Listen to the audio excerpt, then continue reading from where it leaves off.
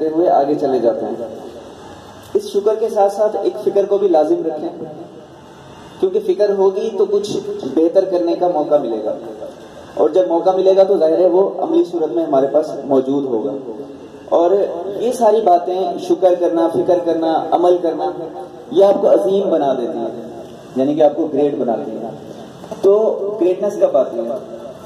کچھ تو اس طرح ہوتا ہے کہ کچھ معاملات جن کو ہم فیس کر رہے ہوتے ہیں، تو ان سارے معاملات کو سامنے رکھتے ہوئے اگر ہم ان ساری باتوں پر عمل کریں تو آپ گریٹ بننا شروع ہو جاتے ہیں۔ تو میرے خیال سے کہ ہر بندہ گریٹ بن سکتا ہے، صرف کیا کرے، اپنی سوچ کو گریٹ کر دے، جو چیزیں سامنے آ رہی ہیں ان کو لینا شروع کر دے۔ پازیٹیو تھنکنگ کی بات ہو رہی تھی کہ پازیٹیو لینا شروع کر دے تو میرے خیال سے اس کے اندر بہتری آ سکتی ہے۔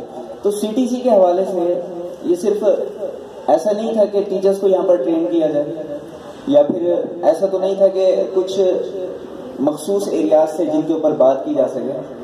تو میرے خیال سے اس میں ایک بہت بڑا ایک فیکٹر موجود تھا، وہ تھا ادب کا، یعنی کہ اس کا مقصد یہ ہے کہ اس CTC سے ہم نے ایک چیز جو ادب سیکھی ہے، تو ظاہر ہے ادب بھی ہمیں کہاں کہاں کس طرح سے کیسے کس کا کرنا ہے۔ تو میرے خیال سے یہ بہت بڑا فیکٹر ہے جو کہ ہماری زندگی سے تقریباً ختم ہو چکا ہے۔ تو کوشش اس حوالے سے ہم نے یہ کرنی ہے کہ ادب کو بھی ملحوظ خاطر رکھتے ہوئے اپنی بات دوسروں تک پہنچانی ہے، اور جو بات ہمارے پاس ہم تک آ جائے تو اس کے مطابق بھی انشاءاللہ ہم نے اسی پر عمل کرتے ہوئے ادب کے تقاضوں کو ملحوظ خاطر رکھتے ہوئے ان احکامات کو بجا لانا ہے۔ تو میں ایک شعر عرض کروں گا: آداب کیا جائے کسے کتنے ادب سے، آداب کیا جائے کسے کتنے ادب سے، یہ فن مجھے برسوں کی ریاضت سے ملا ہے۔